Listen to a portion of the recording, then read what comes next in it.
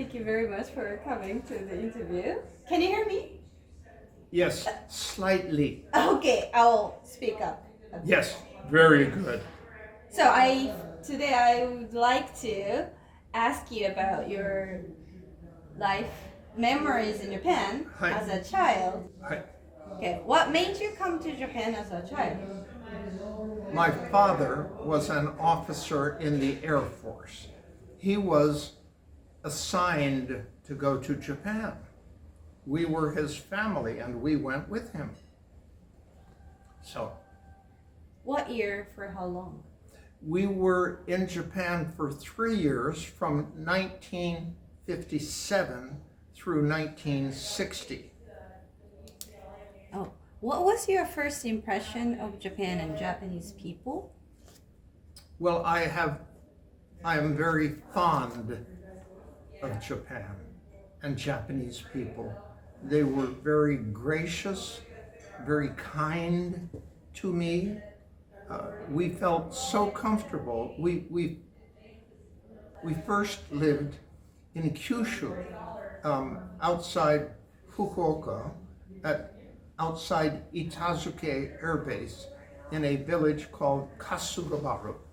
And my sister, who was 1 year older than I, were very comfortable in going about Kasugabaru on our own, individually, together with the family, and we were very comfortable in going. My sister and I would go to downtown Fukuoka.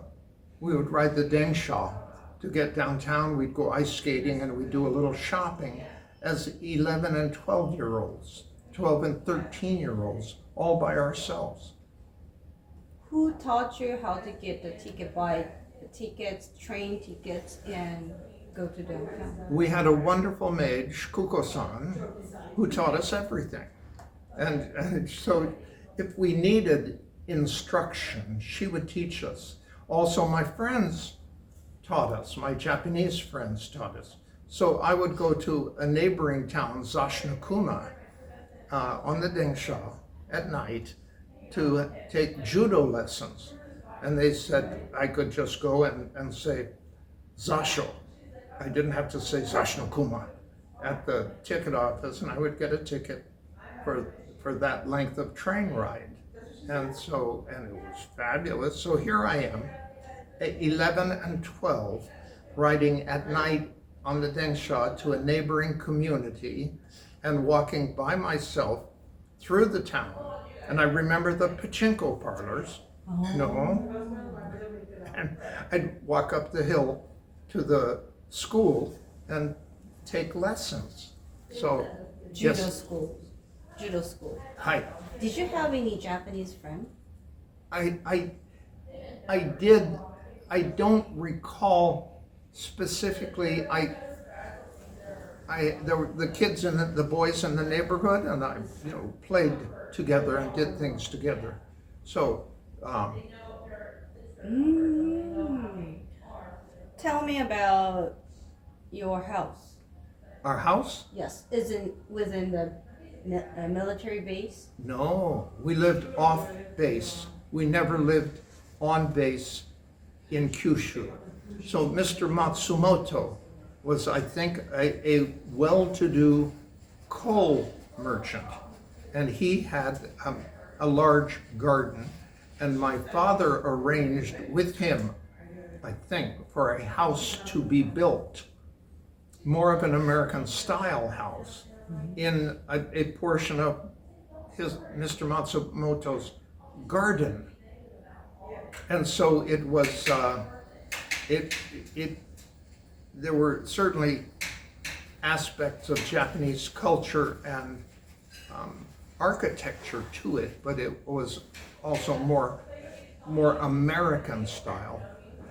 So you lived in the backyard of Mr. Matsumoto's property? I like to say I lived in the garden, not the backyard. In the garden. He had a large yard. So I think he was well-to-do. And so, yes. And Do you know how your father yes. got to know Mr. Matsumoto-san? No, I have no idea. I do not know. And my father went over to Japan a few months before we did. So we joined him. So I don't know exactly how things worked. But we were very fortunate to live off base. And so my sister and I would kick around the village. And there were a couple of ginzas. There were 3, or we thought of them as ginzas, little shopping areas.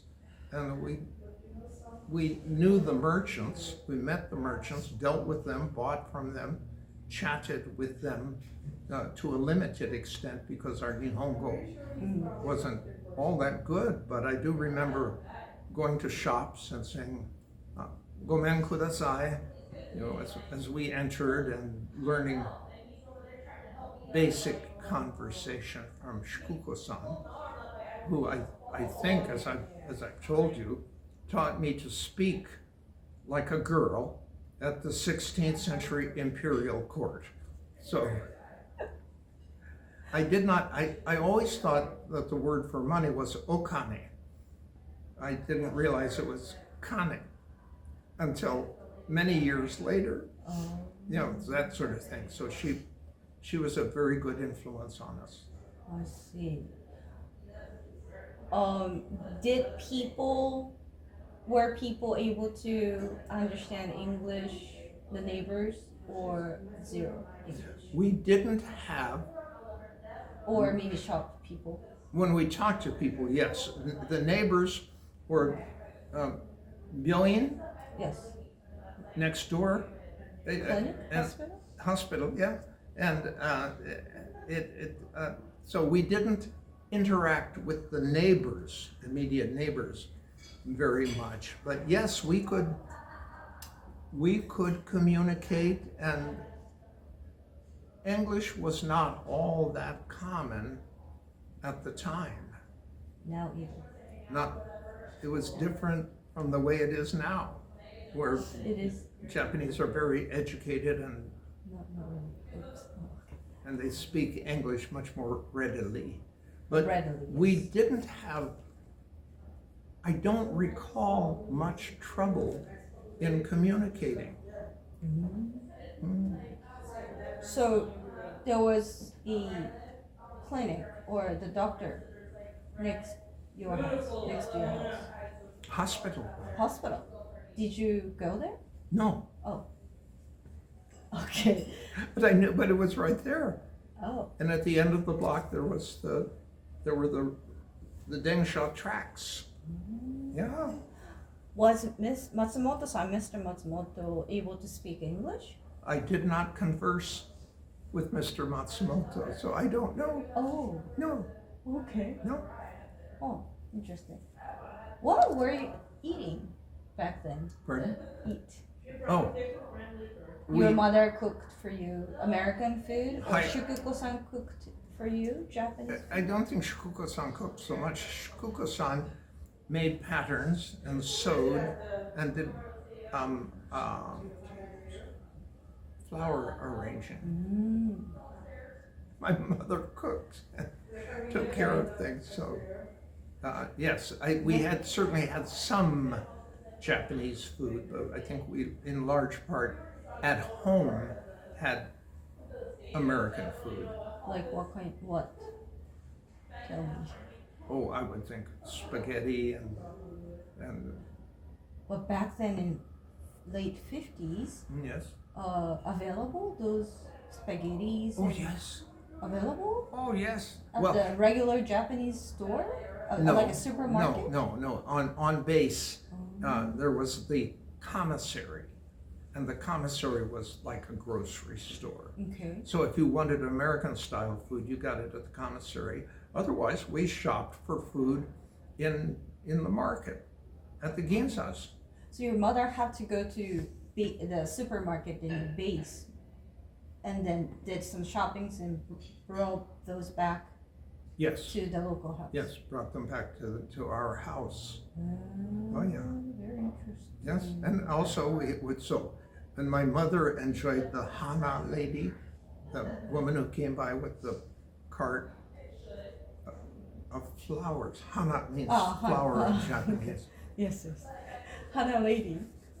Hana lady is selling hanas on the street? Hi, with a cart full of flowers. My mother loved it. And so she and Shukuko-san would arrange the flowers together. I regret that we also had the noodle man who would come by at night. Yes. I don't recall that we ever bought noodles from him and his cart. Still my age, the noodle cart came to my neighbors. I remember buying the noodles and eat. It's oishi. We should have, and that would have been a good memory, but I don't recall that we did it. What about sweet potato sellers? Sweet potato vendor?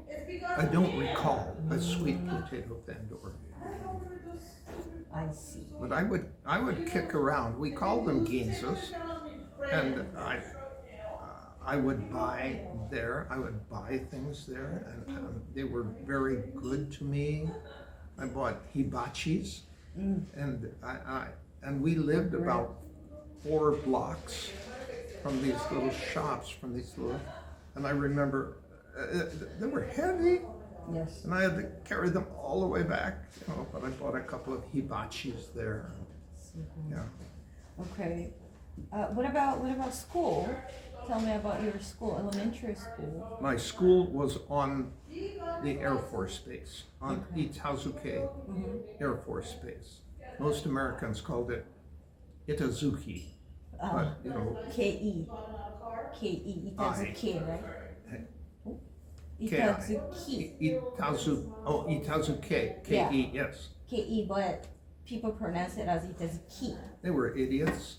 And I was very disappointed in school, very disappointed in the Air Force, because they did not teach us Japanese culture, Japanese history, or Japanese language. And that was very disappointing. So it was like American, everything, the education is American style. American school, and stupid, closed.